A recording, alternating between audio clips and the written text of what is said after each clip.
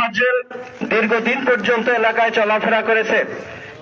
এমন কোন ইতিহাস আমরা দেখতে পাই না যে তোফাজ্জল কোনো মানুষের একটি সম্পদ নষ্ট করেছে, কোন মানুষের একটি সম্পদ অবৈধভাবে তিনি ধরেছেন। তার সর্বোচ্চ চাহিদা ছিল 50 টাকা, 20 টাকা, একজনের কাছে চাইতো, কিছু খাইতো। প্রিয় ভাইয়ের আমার, আজকের যারা এই জানাজায় উপস্থিত হয়েছেন সকলের কাছে সজোরে অনুরোধ জানাচ্ছি যে এলাকায়ও যদি এরকম কোনো আমরা ঘটনা দেখতে পাই যে একটি চোর বা একটি কোনো সন্দেহের বশবর্তী, সন্দেহের উপর নির্ভর করে এরকম দুর্ঘটনা আর যেন দ্বিতীয়বার পুনরাবৃত্তি না হয়, আমরা সবাই সচেষ্ট থাকব। প্রিয় উপস্থিতি, আমরা কি এই তোফাজ্জল হত্যার বিচার চাই? কে কে চাই? তো আমরা যদি তোফাজ্জল হত্যার বিচার চাই, আমরা যদি বিচার চেয়েই থাকি, তাহলে আমি আপনাদেরকে জোর অনুরোধ জানাবো যে এই জানাজা শেষে আমরা চরদানি বাজারে স্থানে, হোন্ডা স্থানে আমরা একটি মানববন্ধনের আয়োজন করেছি। আমি আশা করব চরদানি সকল মানুষের পক্ষ থেকে আপনাদেরকে অনুরোধ জানাবো যে প্রত্যেকটা মানুষ এই মানববন্ধনে আজকের অংশগ্রহণ করবেন তো ইনশাআল্লাহ।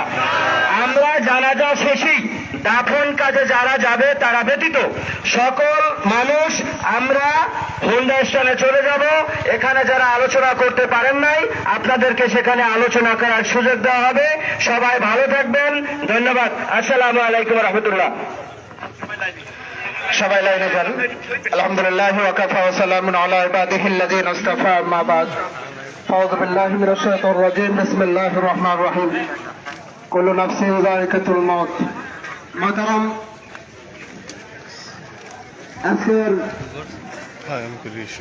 এই বিশাল জানাজায় যারা একত্রিত হয়েছে, আল্লাহর কাছে দোয়া করি আল্লাহ তাআলা এই জানাজাকে কবুল করেন, বলেন আমিন। কিন্তু ভাগ্যের নির্মম পরিহাস যে আমাদের তোফাজ্জল তার উপর এরকম নির্যাতন হবে, নির্যাতিত হবে। তোফাজ্জল কখনো কখনো মাছের বাজারে যাইতো, বলে একটা মাছ পাইলে নিজের ছোট্ট ভাইয়ের ছেলেদের কাছে নিয়ে যাইতো, বলে এই মাছটা তোমরা খাও। ভাগ্যের নির্মম পরিহাস, বাবা মারা গেল, মাও মারা গেল।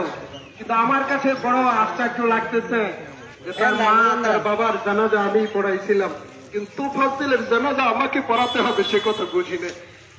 জেনেছিলাম তোফাজ্জল আমার জানাজায় শরীক হবে,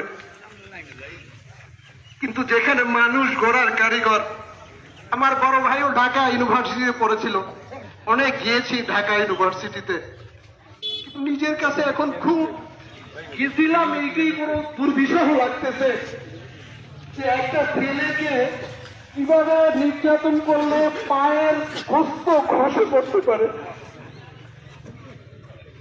কিভাবে রক্তাক্ত হতে পারে। আমার মনে পড়ে যারা তোরা শিক্ষিত হয়েছে কিন্তু মানুষ হও নাই। জানুয়ারি রয়ে গেলে আমাদের সোহাগ বা শাসক বলেছেন, বলে ঢাকা ইউনিভার্সিটি থেকে তো রাজনীতি তৈরি হয়, এই যদি হয় রাজনীতির তো শেষ পরিণত আয়নাগারই হবে। এজন্য ভাই ও দোস্ত বুজুর্গ, আমি আজকের এক বন্ধু আমার রিয়াজ ঢাকা থেকে ফোন করছেন যে ভাই তোমার এসএসএস পেয়েছি, এই তোফাজ্জল তোমার গ্রামের? আমি বলতেছিলাম ভাই আমার গ্রামের না, আমার কাছের। আমার মনে আছে ওর বাবা একসময় দূরে চলে গেছিল, ওরা দুর্বিষহ জীবন যাপন করতো, আমাদের বাড়ি বারবার যাইতো, কিন্তু সেই থেকে তোফাজ্জলের জীবনে মনে হয় আর শান্তি হইল না। বলে আমার রিয়াজ বলতেছিল যে ভাই সারা বাংলাদেশের যে চোখের পানি, এই পানিতে হয়তো তোফাজ্জলের জিন্দেগি আল্লাহ তাআলা অনেক বড় করে দেবেন, তোফাজ্জলকে শহীদি মওত আল্লাহ তাআলা দান করবেন। এজন্য সবাই বলেন আমিন। সব আল্লাহ তোফাজ্জল জীবনে শান্তি পায় নাই, কষ্টই পেয়েছে।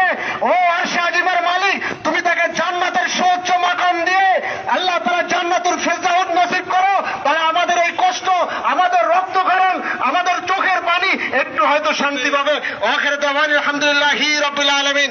এখন জানাজা হবে, জানাজার পরেই আমাদের র্যালি হবে। আল্লাহ তাআলা আমাদের জানাজার মধ্যে সকলকে অংশগ্রহণ করার তৌফিক দান করুক। আমাদের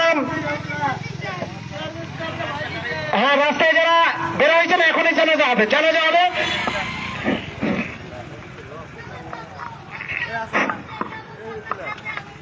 দেখে ভাইয়া জানাজার নামাজ 4 তাকবীরের সাথে আদায় করতেছি। আল্লাহু আকবার। লাইভ ভাই জানাজার পরে হবে ইনশাআল্লাহ।